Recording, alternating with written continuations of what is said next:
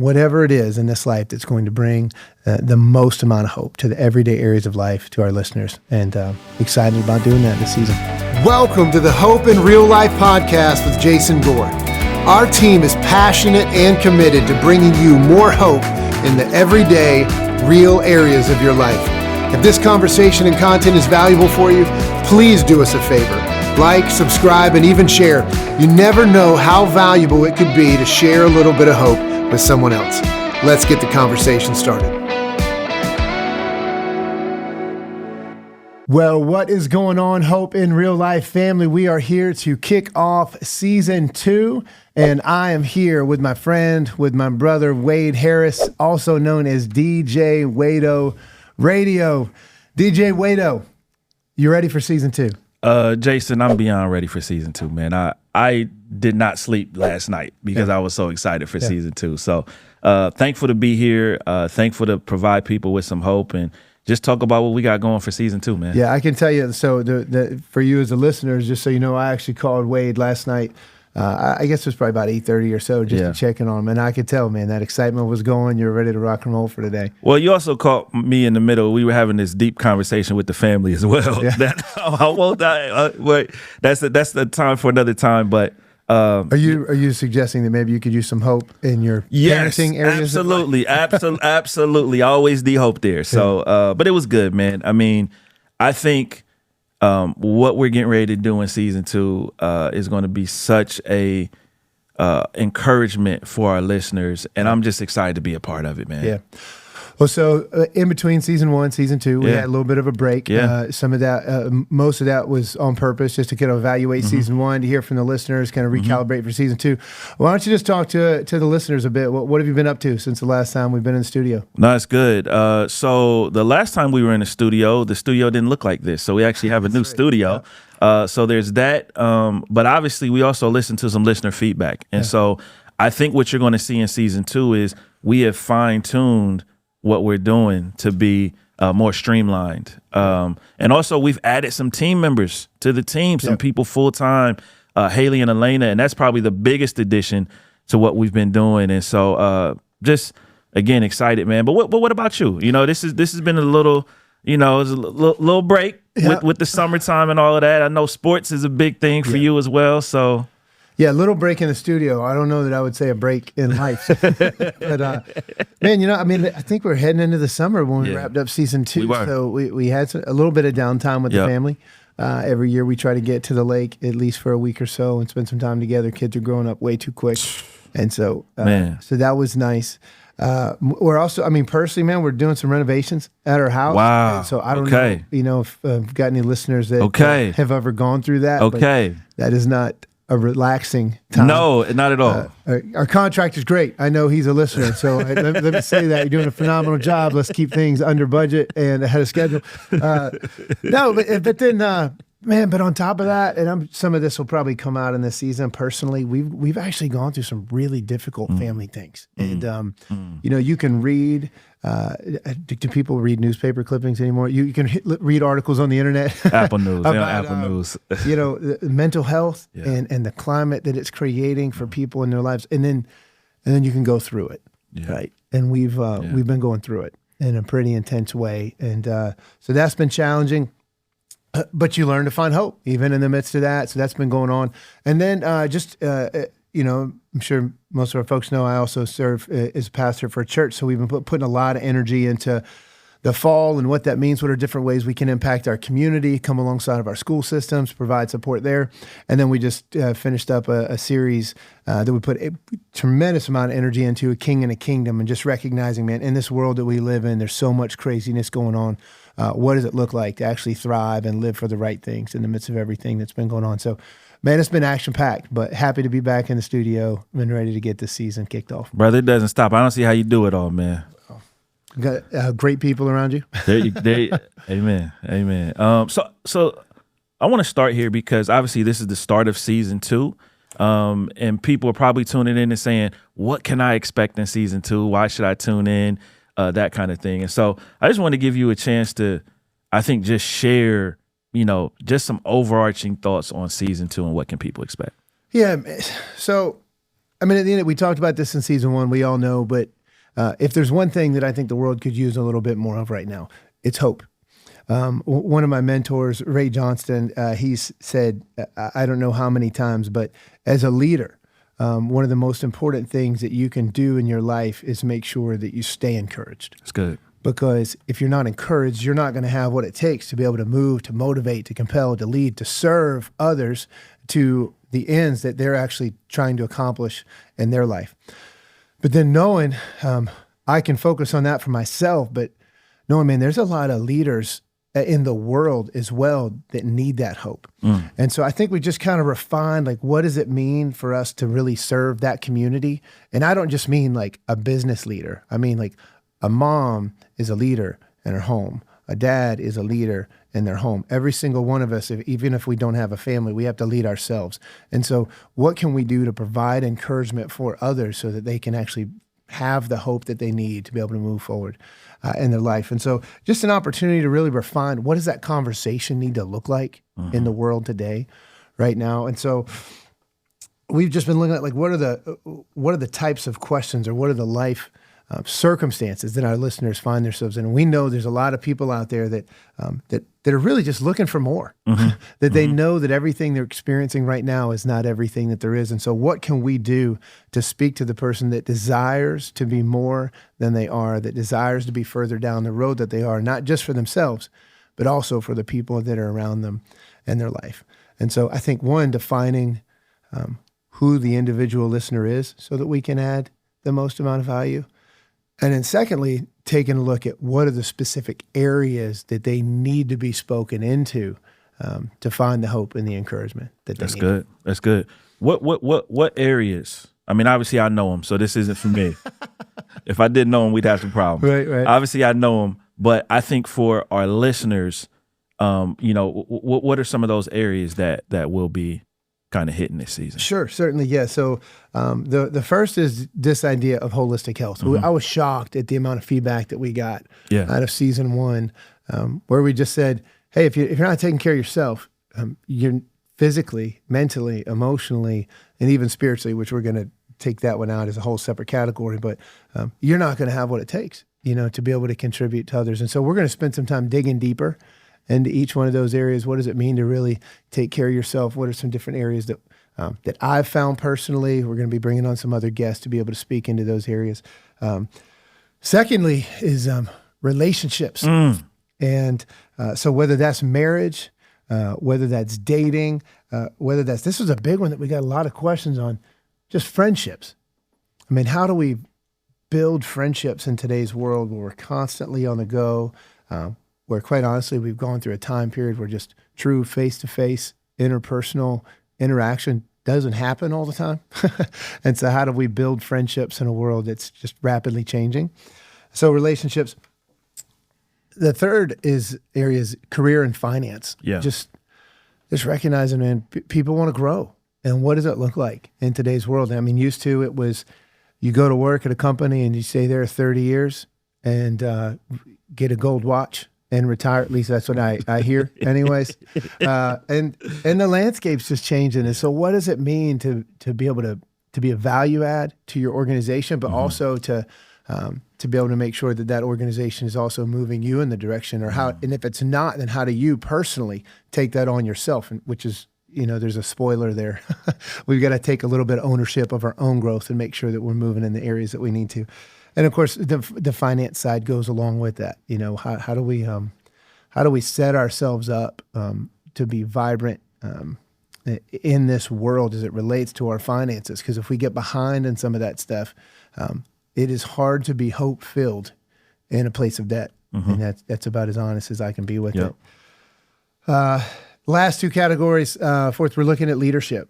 And this is just this is everything from leading yourself to leading your family, to leading in the organization that wherever you might be working, maybe it's leading in the community. Wade, I have the humble privilege of serving in different areas in my community. And so what does it mean to lead? What does it mean to lead and to serve even when you're not in charge? And so we're going to be digging into some of that stuff. And then lastly, and this just comes out of who I am, who you are, but what does spiritual health, spiritual vibrancy look like? And I know some of our listeners are probably going to lean way in and like, thank you. We want more of that. And then some of our listeners like, I have no idea what you're talking about. I'm just here to have a little bit more hope. And so that's all right. I think we're going to be able to speak to that and add some value there as well. Absolutely. I mean, that spiritual side is a big part of why we have that hope. I think we have some clips from season 1 that I'd like to share and kind of give people some perspective of some of these topics. And I just want to get your reaction to some of these, Jason. And so this first one is in the area of mental, emotional, spiritual, physical health. We call it MESH. And so if we could play that clip, Rhett. The reality is, if we're not healthy in life, then we're not taking care of ourselves. We have no ability to really care for others around us. Mm-hmm. That almost sounded like what you just said 30 seconds ago. Well, the good news is I believe it. And so that just kind of comes out. First of all, I would like to ask, for those of you that are watching the video and not just listening on Apple Podcasts, driving down the car, who is that bearded guy? I mean, you got a different look right now, Jason. Every time I have the beard, I think, I love the beard. And then when I don't have the beard and I see the beard, I'm like, what in the world was I doing? But we're probably only a couple months away from growing it back out. But let's be honest too. We were filming in the winter. So you get a little husky in the winter because you want to keep the face warm. So yeah. I just speak to that though. I mean, gosh, for whatever reason. All right. And I know everybody's got a hard life. My family, we've just been through some stuff. And I do believe that God allows some people to go through some things so that they can get to the other side and then be able to say to other people, hey, look, I know, I get it. I've been there. There is hope. We can make it through. And so I think that's kind of my lot in life to some degree, and I humbly accept that. But I will tell you that I have learned along the way that if you're not taking care of yourself, man, it's next to impossible. You just run out of gas. If you don't have the energy yourself, you don't have the energy to give to others. You don't have the hope to give to others. You don't have the encouragement to give to others.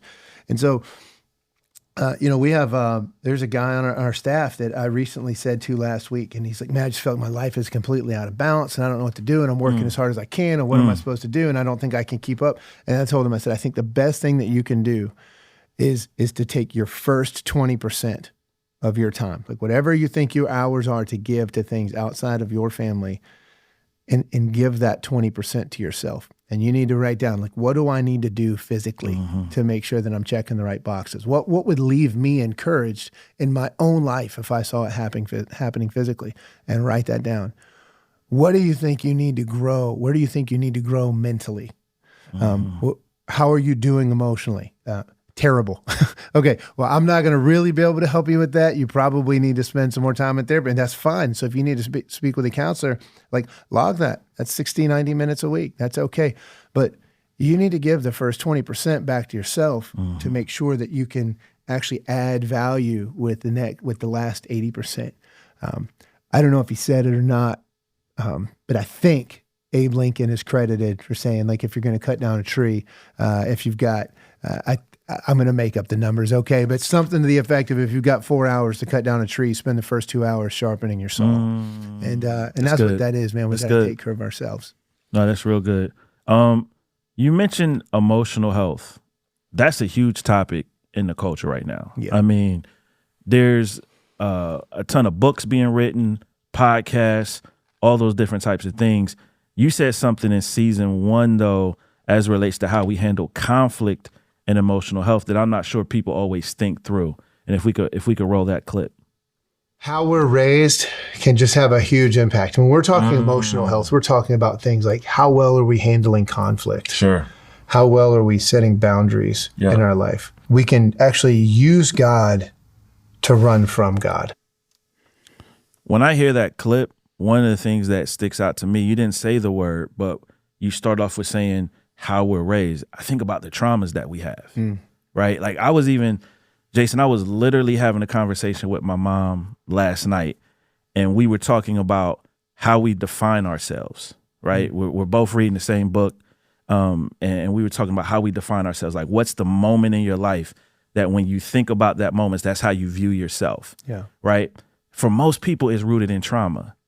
And that trauma is impacted by how we are raised. And so I love that quote. Like, that's probably one of my favorite moments from season 1. Yeah. You get a little older, of which I'm like, I think maybe I'm on the cusp of like, I'm not a kid anymore, but I'm not as old. My good brother Jay Jennings is in the studio here with us right now. He's got 1 or 2 years on me, but but I have lived long enough to to be able to look back and be like, man, the lens of which I saw the world through back then, where all of your adults, your mom, your dad, your grandparents, everybody's a superhero. Yeah. Right. And then you get to a point and then you look back and you're like, you know what? They were superheroes because they were going through a lot of the same stuff that I am, and they were doing the best that they could. And sometimes being a superhero is just doing the best you can with what you got. But man, we're all broken too. Yep. And so you just go through some brokenness that, man, if you don't deal with that, and if you don't recognize how it shaped you, how it's impacting you, and that quote, we use God to run from God. Sometimes we can just say, hey, I'm just going to turn away from the trauma. I'm just going to turn away from the feelings. I'm just going to turn so that I don't have to engage something that's hurt. And we act like that's the most spiritual thing to do. But honestly, what we really need to do is to go back to those areas of brokenness and invite God into that so that we can find healing. And I'm early on that journey. I won't be the one when we're really talking about it to be the professional voice on that. I'll be the one asking the questions. But it's just something that I'm learning, man. It's something that we've got to deal with if we're going to actually find the hope in our life that we all want. Well, part of it, Jason, is when we don't talk about it, we actually give power to it. Yeah. Right. Like I remember there was a struggle that I had when I was younger. I was in my 20s, and some of you may say, aren't you still in your 20s? No, I'm not. But just turned 30 last week. Right? Just last week, man. Yep, just last week. But I had this struggle, and I remember going to a pastor friend of mine and telling him about it, and he was just like, man, you should just start talking about it with people. And I was just like, you know what it took for me to talk to you about it? Right. And you want me to start talking to other people about it? But he told me something that always stuck with me. He said, man, if you don't talk about it, you give it power and you make it bigger than God because it feels like God can't heal it. Yeah. You know what I mean? And so I think all of us have to take the step that you're taking and having those conversations about whatever it is, the trauma, the drama, the issues, the hang-ups, the mess that we have, and invite God in to fix it. And I love it, man. And resilience is a word that, again, used a lot in the culture right now, particularly when we're talking about mental toughness. But there's another clip from season 1 that I think adds a little bit more context than what most people in the culture are actually talking about. If we could roll the clip. Like, I love the word resilience, and I hate the word resilience. Yeah. Right? I hate it because every marketing campaign in the world right now is using resilience, right? And so everybody wants you to buy a T-shirt. Everybody wants you to get a coffee mug. They would say something like that at the beginning. It's the ability to understand and believe that you can and should push yourself beyond what you believe is comfortable or even survivable. That looks good on a bumper sticker. But true mental toughness is and then doing it. So I love that, man. I absolutely love that because most of the time we don't want to commit to doing it. That's the tough part. Here's what's funny about that. So when I have talks like that with people, I'm glad that you love it. Here's what I find. And I'm learning too, right? Yeah. I'm learning how to communicate well with people so that they, telling people something is not necessarily communicating. I think if you're really trying to communicate, you're trying to move someone towards something more healthy, hopefully. But what I've found is some people love that. And then some people don't. Some people don't want to be challenged on whether or not they're doing what they need to do to move things forward. And look, I'm all about extreme ownership, and so when I really lean into that, like, why don't people want to hear that? I think there's some degree of, you got to admit, like, maybe you're not doing everything that you could do. You got to be willing to step out of your own comfort zone a little bit more than maybe you want to.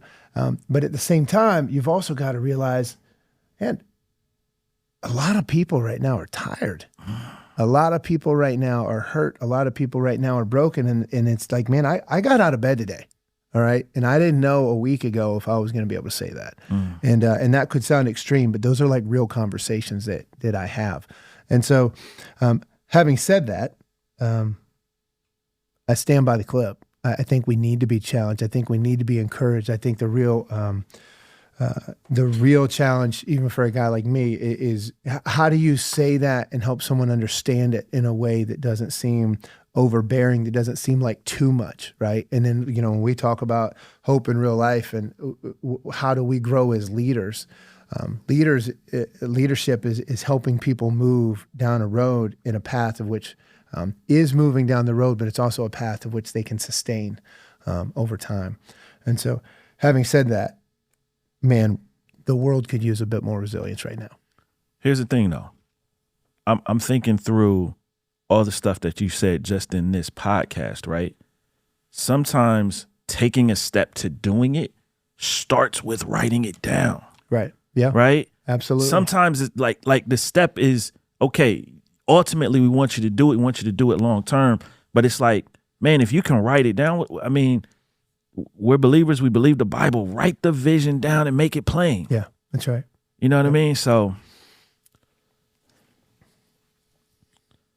last clip I want to show. We talk about the hope that we have and why we have it. I think this clip is a little longer than the others, but I think this clip encapsulates it in so many different ways if we can run that clip. We should live obediently by knowing Jesus, his word, and remaining in him. All right. We should connect intentionally with others in community. So we need to, I think of our faith, Christianity is like, there's like a fire, right? If you've got logs spread out in the fire, it's probably going to burn out. Yeah. Right. But if you bring the logs in on top of each other, it's just going to burn more brightly. Like you need to be connected with other people if our faith is really going to come to life. We need to serve selflessly. Yeah. Those who are in need, whether you know it or not, you were made in the image of God.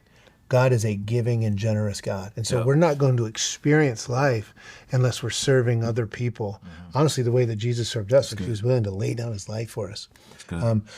Say we should give generously back to the God who gave us everything, and then we should be sharing willingly the hope that we have in Jesus. And so if you're following Jesus and you're looking to grow in your faith, what does it mean for you to actually live out that faith, even to the point of being able to share him with other people? I love that, man. Yeah, I think, and we talk about that in terms, which basically that clip right there was basically the punchline for the series that we just wrapped up as a church. And that is I do believe those are key marks of someone who really is following after Jesus, that is growing in their relationship with Jesus, which is what I believe brings me hope and ultimately brings all of us hope in our lives. But man, I'll tell you, if you want to know that you're living out your purpose in life, you need to know, what is it that you are living obediently towards? What are you giving yourself to? Because it needs to be something. If it's not, if you don't have purpose, you're not going to have hope, period. So you've got to know what your purpose is. Connecting intentionally, man, I think so much of the world is set up to isolate us, to make us feel like it's us versus the world, to give us, hey, these are the two opinions that you can choose, and you need to choose one of them, and then you need to be against something else versus knowing no, who's for you and who are you for? Having a group of people that can rally around you and support you when you're in a difficult time, but also hold you accountable to the things that you said you were going to live obediently to help hold you accountable to the purpose that you do have in your life. Mention serving, man. If you're not serving other people, goodness gracious, what are you doing? I mean, you might build your own kingdom for a little while. That's a lonely place to have a huge kingdom all to yourself. That's not what we were created for. That's not when we're going to ultimately experience life. The same as it relates to giving generously, and that's not just finances, right? That's time. That's talent. We've all been given talents and gifts. How do we give back to others to support others? And then, sharing willingly. I mean, again, this podcast is an opportunity for us to share the hope that we have And I know for me specifically, it's like, man, if I have hope in this life and if other people need hope, then I'm going to do everything I can do to find a way to share that with other people. That's what this whole podcast is about. And it's so crazy. You can build your own things. You can accumulate your own things. But man, you want to know when you actually find hope is when you have a purpose that's outside of yourself and you're willing to share that with other people. Of those, I'm going to put you on the spot a little bit here. I hope you don't get mad at me. Of those 5, which is the hardest one for you? Oh my gosh. The hardest. Can I not just all 5? All 5, right? Depends on, you know what? It probably depends on the day. But let me put some thought to it because I don't want to just give you, this might surprise you. I think it's the connect intentionally. Really? Yeah. Really? Man, so that was not what I was expecting. I assumed that it would surprise you. Leadership is a lonely place. That's okay. And it's twofold, man. Sometimes you just you know what? Sometimes I don't want. Sometimes or more opinions. It clouds my thinking. Good. It clouds my heart. Yeah. You can. I'm telling you, if you're not, I feel like I can have like this mountaintop experience with God, and then come back down and sit down with a group of people, and then like, if I'm not careful, I'll leave more confused than when I came in, and that was not the intent. And so there's like, man, I just want to know. I just want to keep this to myself. I just want to deal. And so, having said all that, that's not what we're created for. And when you bring something, if you do think you have something from God, there's other people that, you know, are living out that same purpose with you. But at some point, you should be able to wrestle through this stuff and then come out unified. And so there's a refining process that comes from that. And again, it goes back to what I said, just because it might be easier to not be around those people, it doesn't mean that that's not what I should be doing. So that's a part of it. I think also, I was going to say I'm a guy. I don't want to just make it to where only guys struggle with this or all guys struggle with this. I don't necessarily want to talk about how I'm feeling. And so sometimes it's easier to stuff that mess down and stuff it down and use that as a fire to move towards whatever it is that I want to move towards and not deal with it, right? And that does work for a little while. It does. And it's going to come out at some point, though. That's right. And at some point, I don't care if you're David Goggins. At some point, you run out of gas unless you've got other people alongside of you to pull you down the road. And so if you don't know who David Goggins is, you can Google that. But I don't always support all of his word choices. But I do support his mental toughness. Nah, so that's kind of an overview of what you can expect for season 2. Obviously, we've been booking guests, Jason. I don't know if there's, you want to speak to that a little bit because that will be a little bit different from season 2 to season 1. We'll have some more guests, some people that I think you'll be excited to hear from. So. Yeah. Let's not reveal the whole guest list just yet, but I will say as we relate to specific topics, as opposed, season 1, most of it, a lot of times it was you and I talking about it, and we brought